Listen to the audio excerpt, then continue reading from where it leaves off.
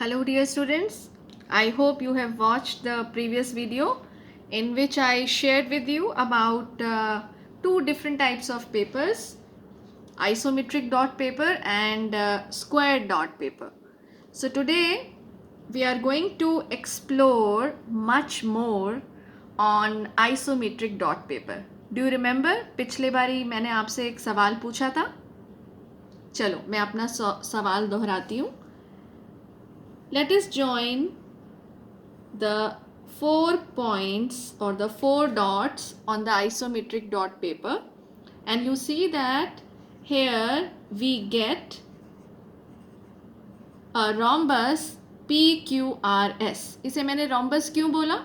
Because आपको पता है कि rhombus एक ऐसा quadrilateral होता है जिसमें चारों साइड्स बराबर होती हैं, और आइसोमेट्रिक डॉट पेपर में जब मैं ये डॉट्स ज्वाइन करती हूँ तो इनकी जो साइड्स जो ये बनती हैं यहाँ पर ज्वाइन करने के बाद, तो ये जो डायमेंशंस हैं ये 1 यूनिट ईच हैं. तो ये चारों साइड्स बराबर हो गई, P Q, Q R, R S, S P, 1 unit each. मेरा आपसे सवाल था कि क्यू एस डिस्टेंस कितना होगा, ये आपको फाइंड करना था. Did you try?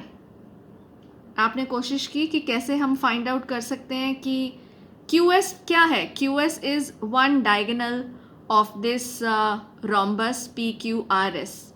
जो दूसरा डायगोनल है वो है पी आर, उसकी जो लेंथ है वो तो 1 यूनिट होगी, क्योंकि यहाँ पर आप देखिए आइसोमेट्रिक डॉट पेपर में P से अगर R को ज्वाइन करती हूँ तो जो ये सेगमेंट बनता है इसकी डायमेंशन भी 1 यूनिट ही है. तो मेरा क्वेश्चन है कि Q से S को जब मैं ज्वाइन करूँगी तो वो कितना आएगा. सोच के बताना था आपको. चलो ठीक है, थोड़ी सी कैलकुलेशंस करते हैं. अब आप ध्यान से नोटिस करो, कुछ बच्चे ये कह रहे हैं कि मैम ये 2 यूनिट्स होगा. चलो मैं आपको बताती हूँ ये कितना होगा, आप फिर अपनी कैलकुलेशन से चेक करना. आप ध्यान से देखो, ये जो ट्राइंगल है पी क्यू आर, ये जो ट्राइंगल है पी क्यू आर, ये इक्विलेटरल ट्राइंगल है. और इक्विलेटरल ट्राइंगल कैसा? जिसकी हर साइड 1 यूनिट है. तो मैंने क्या करा, आपको समझाने के लिए अब मैं एक बड़ी सी शीट पर ये कैलकुलेशंस आपको करके दिखाती हूँ. चलो मैंने एक इक्विलेटरल ट्राइंगल बनाया, ए बी सी, तीनों साइड्स बराबर हैं. ये भी 1 यूनिट है, ये भी 1 यूनिट है, ये भी 1 यूनिट है. और मुझे क्या फाइंड करना है? मुझे इसकी हाइट फाइंड करनी है. अब देखो ध्यान से, इधर इस फिगर को देखो, Q से लेके यहाँ तक ये हाइट ऑफ इक्विलेटरल ट्राइंगल ही है, और जितनी ये आएगी उतनी ही यहाँ से S पॉइंट तक होगी इस पर्टिकुलर रोम्बस में. देखो ये रोम्बस कैसा दिख रहा है, ऐसा दिख रहा है ये रोम्बस जिसमें सारी साइड्स ये बराबर है. क्या नाम हमने रखा है इसका? P Q R S. और मुझे ये डिस्टेंस बताना है क्यू एस कितना है. So P Q is equal to Q R is equal to R S. ये 1 यूनिट दिया हुआ है. ठीक है, ओके. चलो अब कैलकुलेशन सीखते हैं. आप मुझे बताओ, what is the area of an equilateral triangle. Formula आपने किया हुआ है, बिल्कुल ठीक. Area of equilateral triangle is equal to √3/4 side square. ठीक है, so this is equal to √3/4. Side कितनी है? 1 यूनिट. सो 1 × 1 स्क्वायर. तो यानी कि इस इक्विलेटरल ट्राइंगल का एरिया √3/4 स्क्वायर यूनिट्स है. अब इस ट्राइंगल का एरिया क्या मैं किसी और फॉर्मूला से कैलकुलेट कर सकती हूँ? Yes, I can calculate using the formula half base into height. So what will be the area of this triangle ABC? Yes, area of triangle ABC, which is an equilateral triangle, it will be equal to half into base into height. Base is 1 unit, height is h. So that means h by 2. So this h by 2 should be equal to root 3 by 4. दोनों area बराबर होने चाहिए ना. तो अगर मैं कहती हूँ h by 2 is equal to root 3 by 4, so what will be the height? H will be root 3 by 4 into 2. I can simplify and I get root 3 by 2. Isn't it? So interestingly, अब आप फिर से इस figure पे वापस आ जाओ. Interestingly you will see that ये जो ट्राइंगल है PQR, जो एक इक्विलेटरल ट्राइंगल है, यहाँ पर इसकी जो हाइट है Q से लेकर, चलो मैं यहाँ पे एक पॉइंट M मार्क कर देती हूँ, Q से लेके M डिस्टेंस जो है ये हाइट है, और वो कितना आया? √3/2. और M से S तक भी वही होगा. QM is √3/2. MS is also √3/2. तो what is QS? Q से S का डिस्टेंस क्या हो गया? √3/2 प्लस √3/2, which is 2 into √3/2. 2 से 2 कैंसिल हो गया, मेरे पास आ गया आंसर √3 यूनिट्स. यही सवाल था मेरा कि अगर हम यहाँ पर एक रोम्बस बनाते हैं तो रोम्बस में जो एक डायगोनल है उसकी लेंथ तो 1 यूनिट है, दूसरी डायगोनल की जो लेंथ है यहाँ पर √3 यूनिट्स है. ये बात बहुत ध्यान रखने वाली है. ठीक है, अब आपके लिए अलग सवाल, एक और सवाल. चलो मैं यहाँ पर अब 2 यूनिट्स का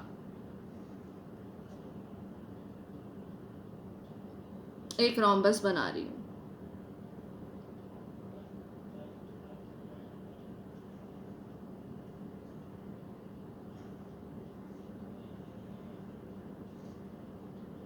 ठीक है, इसका नाम हम रखते हैं LMNO.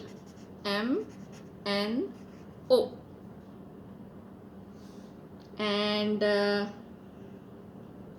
ये मैंने बना दिए दोनों डायगोनल्स, और diagonals they are intersecting at point P. Now you tell me what will be OM. Quickly calculations करना. O से M तक कितना डिस्टेंस होगा? OM is the diagonal of the rhombus. Yes, सोच के बताओ, करो कैलकुलेशंस.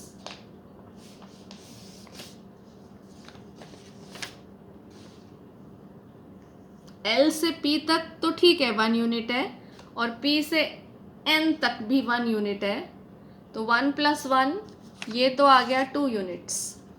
जो एक डायगोनल है LN वो 2 यूनिट्स है, बाकी साइड्स भी सारी 2 यूनिट्स हैं. लेकिन OM कितना होगा? वही सेम स्ट्रैटेजी यूज़ करो जो मैंने अभी आपको सिखाई है. इसके लिए अब आप क्या करोगे? हाफ ऑफ दिस, अगर इसको नोटिस करो, हाफ ऑफ दिस इस फिगर का LON. LON क्या बन रहा है?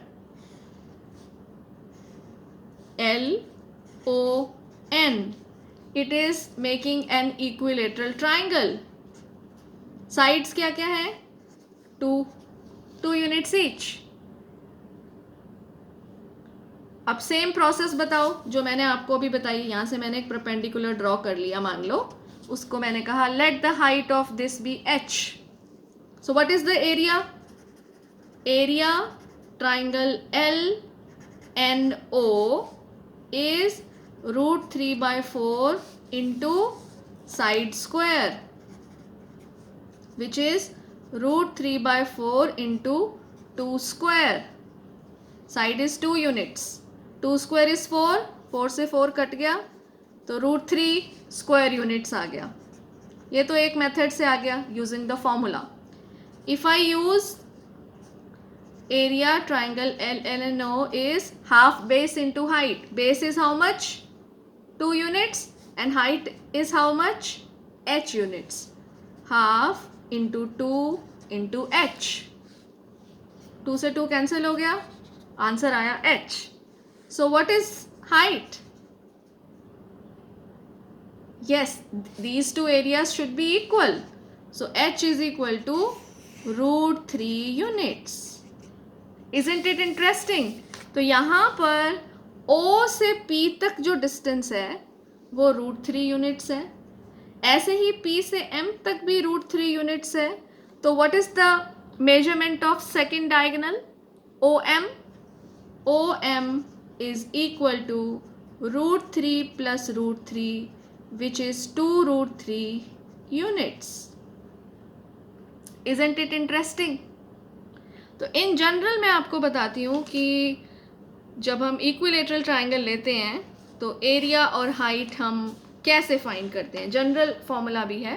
तो एरिया के लिए तो आपने नोटिस किया ही है. Area is √3/4 into side square. So what is the formula for height? How do you find the height of equilateral triangle? What is the formula? Just think and tell me. अभी आपने कुछ observations की हैं. उन्हीं observations की ही basis पे हम find कर सकते हैं कि क्या फॉर्मूला बनेगा हाइट का. Yes, you are right. So हम ने कहा area of equilateral triangle is √3/4 into side square. ये हमने यूज किया. And height of equilateral triangle you can write down is equal to, इसका जो जनरल फॉर्मूला है दैट इज √3/2 into साइड. देखो अभी आपने निकाला है. अभी आपने नोटिस किया अगर साइड 1 यूनिट थी इक्विलेटरल ट्राइंगल में तो हाइट, अभी हाइट कितनी आई थी? अभी हमने निकाला है √3/2 आया था ना कैलकुलेशंस करके. और अगर साइड 2 यूनिट्स थी तो अभी हमने हाइट फाइंड की है. कितनी हाइट आई थी? साइड की प्लेस पे 2 फिल कर दो तो √3/2 into 2 आंसर आ गया √3 यूनिट्स. देखो वेरिफिकेशन भी हो गया साथ साथ. तो these are the two formulas, important formulas for doing calculations in equilateral triangle. And here the rhombus which is formed, and when you draw one diagonal it is making 2 equilateral triangles on both the sides. So we have used the knowledge of area of equilateral triangle and we have found the height, and then using that we can find the height or of this both these equilateral triangles, and hence we can find the length of the other diagonal of this rhombus. I hope this concept is clear to you. Now I am going to give you another thinking question, and what you have to do is you have to try making a cube and a cuboid on the isometric dot paper. What is the task I am giving you? Try to make a cube and a cuboid. You can choose any dimension. I am not specifically telling you. You can choose any dimension and make a cube and a cuboid on the isometric dot paper. So in the next class we will learn how to draw the 3-dimensional shapes on the isometric dot paper.